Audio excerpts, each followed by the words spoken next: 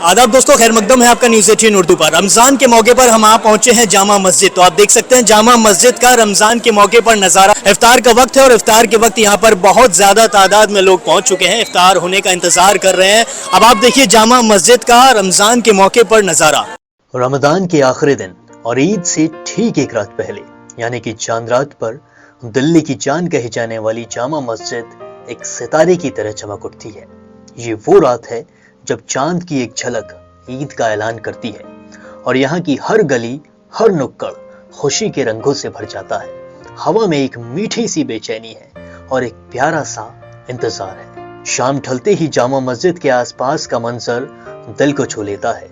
रोशनियों से सजा बाजार, लोगों के चेहरे पर मुस्कुराहट और हर तरफ ईद के जश्न की तैयारियां। बच्चों की छोटी छोटी आवाजें, बड़े बुजुर्गों की दुआएं और जवानों का जोश सब मिलकर एक अलग ही समा बनाते हैं। जामा मस्जिद का खाना यहाँ की जान है। सीख कबाब की सिसकियों से हवा महक उठती है, निहारी की देग दिल को गर्मा देती है और बिरयानी के जायके में दिल्ली का पुराना स्वाद छुपा होता है। शीर खुरमा की मिठास और फेने की हल्की सी लपलपाहट जुबान पर एक अलग ही कहानी कहती है।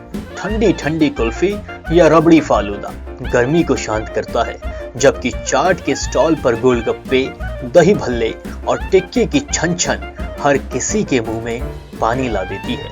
ये खाना सिर्फ पेट नहीं, रूह को भी सुकून देता है। जब चांद अपनी शान से निकलता है तो मस्जिद का सहन एक मंजर में बदल जाता है।